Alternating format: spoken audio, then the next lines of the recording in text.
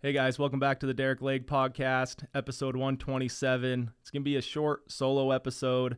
I'm going to kind of go through some of the changes that I'm doing on a career based and just kind of talk about the podcast more on a lot of the changes we've done for this year.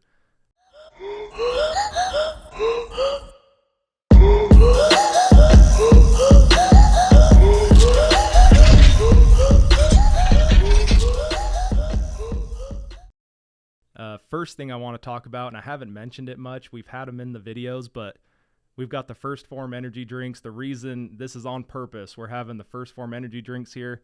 It's slightly a prop, but I mean, this one's open, right? Like I am drinking this one, but we'll always have two in the videos. What it is kind of an ode to Andy Frisella. If you guys haven't listened or follow Andy Frisella, his podcast originally was the MF CEO. Now it's Real AF. And I think he's bringing MF CEO back. So he's working on that. They just want to perfect it before they launch it. Him and Ed Milet also do the Arate Syndicate, which is like a networking group for entrepreneurs. I've been a part of that for a couple years. As far as podcasts go, Ed Milet's actually a great plug too, but with Andy, as far as being an entrepreneur, as far as running your own business, personal excellence, any of that stuff, working out, a lot of people have heard of 75 Hard as like a program, that mental toughness program that people do. Andy actually started 75 Hard. So people know of 75 Hard, they don't even know of Andy, is what I'm finding in Southern Utah. So anyway, I feel like his podcast is the best information out there if you're trying to be even just a better person, but definitely if you're running your own business. So I've always kind of supported him and his companies because I'm grateful for him putting all that stuff out there for free. I've listened to the entire podcast. I listen to it all the time. Sometimes before my episodes, I'll jump on his just to kind of get the juices going. Now he's posting 2, 3, 4 times a week, it seems like. So there's always stuff out there. So the reason these cans are in here, it's on purpose. We're not sponsored by them. That wasn't really the thought behind it. It's more of like a, hey man, appreciate everything that Andy's doing, trying to better the country, trying to better like my generation and younger generations. That's kind of his drive. So appreciate you, Andy. Thanks, First Form. We love the drinks. My favorite one is probably the Screaming Freedom, which is what's in front of us. And then we just got the Tropic Thunder the other day when I ordered all of these, and that's probably number 2, and Blue Raspberry's number 3. So there's a bunch of flavors on there. When I went back to one of the Arate syndicates in St. Louis, one of the live meetups that they did, like this stuff was everywhere. Southern Utah, nothing. You can't find them. You have to order them. So maybe there's a Southern Utah person out here that we need to get these stocked in Southern Utah and get it pushed. Anyway, that's why the can's here. There's a whole purpose behind it. The nice thing that I like about it is it's sugar-free. For a lot of people that know right now, I'm on the carnivore diet. I'm down about 32 pounds. I've been doing it since October. We're at the end of February right now. And so this has been like like anyone that's known me the last 15 years, I'm the guy you take a Mountain Dew to and you hang out for an hour and we drink Mountain Dews, right? So getting off of soda was a hard thing for me. So this is kind of it's still sugar-free, but I get my soda kick out of it. 200 milligrams caffeine. I don't know. I could read this whole label to you, but go check them out. That's why it's here. They'll always be here. If you want to try one, be a guest on the podcast and we'll get you one. Okay. After the drinks, we're going to be a little more intentional with that. We're going to tag them on Instagram, all of that, right? Again, solo episode. I wanted to talk a little bit carnivore diet. I've had a lot of people ask me. I've even had people tell me that it's an extremely dangerous thing to do. Whether that's true or not, I don't know. I've been posting a ton with Mountain State Cattle. It's Marcus Zitting's family. He's been on the podcast. You can go look him up. I've been posting a lot of like Wagyu beef, this and that, right, with our Instagram and our stories. And Marcus kind of gave me that segue to be able to buy a lot of the beef. So we bought a half a cow from him, stocked our entire freezer. And one thing I didn't realize with him was I've bought half cows before, but these cows must just be substantially larger, because it seemed like I got a lot more beef than I normally do on a half cow. So little tag for Marcus. Appreciate you. Thanks for kind of getting me the hookup on that. And if you guys want to try Wagyu, if you don't even know what Wagyu is, I didn't a few years ago. So look it up. You can kind of see, the grade of it as far as beef goes. So if you want to try some beef, look up Marcus Zitting. I don't know that they have like social media set up for the farm yet, or for the cattle. Anyway, reach out to Marcus. He can hook you up. So along with that, I'm a workout guy now. I'm a gym guy now, as of the last like 8 days. So don't judge me. But I never have been my whole life. So that's something I've kind of flipped the switch on. We built a gym in our basement. So it took me about 2 weeks to get all the stuff put together. And one of the full weight cage thing that has like the Smith bar and all the cables and everything. I mean, I felt like I needed a PhD to put that thing together, but it took me like a week and a half, and then they missed 2 pieces. So they had to mail me 2 pieces back out and finish it. And we got that going. I've been on it solid about a week and a half. And I almost did that intentionally too. People that know me really good, and like my wife will probably tell you this, like I'm very intentional about everything I do. I wanted to cut the weight before I put on muscle. And so I wanted to get back down. Like when I met my wife, I was probably 215, 220. I was in the best shape of my life, played sports every day. And after I kind of I changed my whole life when we got married, because I went into support mode, right? Like I went into being the husband, being the provider, being all of that. And with Amanda going through school and working, I just went straight work mode, 2-3 jobs, working as much and as hard as I could to make as much money as I could. And with that, I neglected a lot of other things, put on a bunch of weight. At my highest, I was 260 pounds. And I'd kind of bounced off of that a couple of times, back down to 250. I stayed at about 245, 250. And I hit 260 a couple of times. And one time I even pulled Amanda into the room, and I'm like, I got to change something. Like my back hurts, my body hurts. I got to do something to change all of this. And for like 2 or 3 days, I kind of had that mindset, and then I'd fall back into neglecting all of that. So this happened again not too long ago. I've been going through a lot of changes. We'll talk about my career change, health. I've been very intentional about time, where recently, last few years running multiple businesses, it was just put out fire, put out fire, put out fire. I was running late to everything. I didn't respect people's time unintentionally, like I tried to. It just didn't end up that way when I'm bouncing around all the time. So I got more intentional, like even just cut off a lot of things that didn't support, what my purpose is and what I'm trying to do. And along with that, income, right? So kind of back to the weight loss thing. So I made a change. I talked to Jeff Fieldstead, who we have, I think we're scheduled. If not, I need to confirm scheduling with him. We're going to have him on maybe next or the next one. I need to look. So we're going to bring Jeff Fieldstead back on. So he was kind of an inspiration behind the carnivore diet. Plus I'd been looking at a lot of different things, and I thought if I'm going to diet, like I can do meats. If I had to eat meat every day, I think I'd be okay with that. It's gotten kind of old now, but I think it's just what I do now. So I get up, have a couple eggs, bacon in the morning. I usually don't eat during the day because I'm working. If I do, I'll go grab like some grilled chicken or something. I can't have anything breaded. And then at night, I'll have a steak or ground beef. So that's pretty much every day for me. And I'll have 1 or 2 of these energy drinks.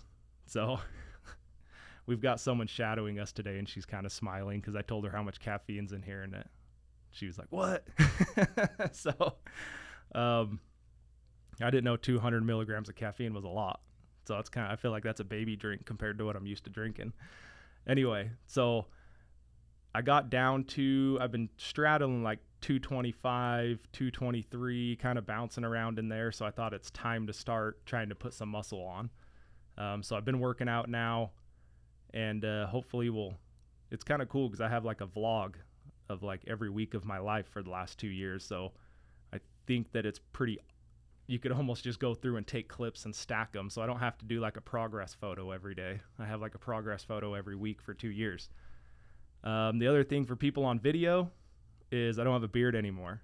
So it's kind of freaked a lot of people out. I've ran into people that have known me for 10 years and they didn't even know who I was because my beard's gone.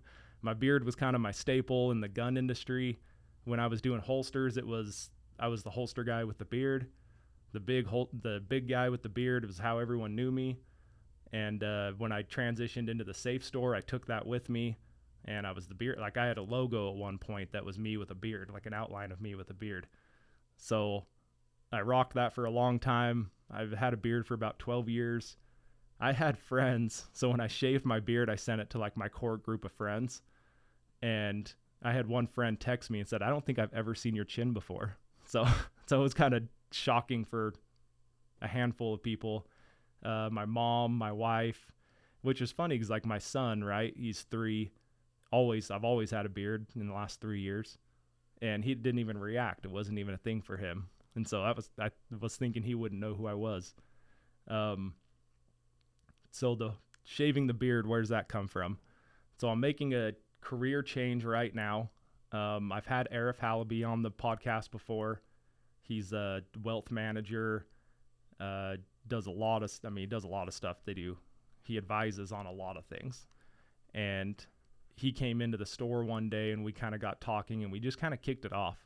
We were there for like 2.5 hours just talking about business and whatnot. And I ended up getting his number and I had him on the podcast, and it's our most popular podcast by I think like 6 times. And so I knew that there was like something about him, and I was drawn to him, first time we really met. And so I started just learning from him, and anytime I could be around him, I was trying to learn from him. And long story short, like he lives in LA and has a house in St. George. So when he comes into St. George for like a week out of the month, he would text me, "Hey, we're going to be there Thursday." And then I would immediately start like stacking up my calendar to monopolize as much time as I could from him. So he would come over to the house, we'd have dinner. I'd go to his house, lunch, drive around for rental properties, whatever it was. Like I would just spend as much time in his passenger seat as I could. And that kind of turned into him thinking about putting an office in St. George and kind of transitioning some of his life into St. George. And I'll kind of let him go in because we're going to have him back on. So I'll let him explain a lot of that. But my role, I basically approached him and said, "Hey man, if you're putting an office here, I'd love to be a part of it. Like you point me in a direction and I'll run faster than anyone you've ever met." So through multiple conversations, we ended up kind of coming to an agreement of where I would fit in his business. So part of that was going from Derick the safe and holster guy to Derick the money manager guy. And I was flipping a lot of switches in my life, making a lot of changes from being more intentional, controlling my time instead of reacting with my time. And it just felt right to kind of remove me from the safe store and go into this new career path. And I've always, for the last couple of years, I've explained to Arif as like my mentor when I talk about him. Like we've had meetings with a lot of people in St. George that are prominent in St. George with him, and I just introduce him as my mentor. So it's kind of a cool thing that I've been able to just kind of plug in underneath of him. So we're going to see how it goes. We're opening an office in St. George. His company is Total Financial Solutions, and we're just at the beginning stage right now. We're literally like putting chairs together. So we're going to get that going. Like I said, I think next episode we'll have him on, and he can kind of dive into more of what we're doing. He does a radio show every Sunday, and it's broadcasted, I think he's in like 4 countries and 20 something states. And you can just get online. If you Google him, AM 870, I believe is the station. And if you Google Arif, A-R-I-F, Halaby, just like it sounds, he'll pop up and you can listen to all of his stuff. So when I told him I'd do a little podcast, we're like 100 episodes in at the time, he's like, oh, cool, I do a radio show, and we've done thousands of episodes. So it was kind of like, oh, dude. And he wanted me to like track the metrics like they would on a radio channel. And I'm like, that's not really how it works. We're more like YouTube and Instagram and TikTok, and we get a lot of views from our short version, which hopefully translates to people navigating to the long video version of YouTube, right? So that's on purpose to grow our YouTube. YouTube is very hard to grow. At least it is in our world where I'm not. Maybe it's because I'm not a hot chick. I don't know. Well, I'll never know. Anyway, so I'm kind of transitioning to that world. So a lot of the visual changes with me is stemming from that. In Arif's words, what he told me was, okay, man, you don't have to shave the beard. Like, you can keep the beard. But he said, just make sure it looks intentional, is what he told me. Or make sure it looks like it's on purpose, is what he said.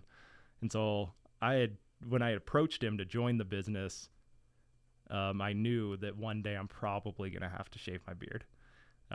It's funny, sounds kind of stupid. It was kind of a big deal for me, but it was kind of like my identity there for the last decade. And it went from shaving the beard to I went out for about 4 days and trained with his staff in LA.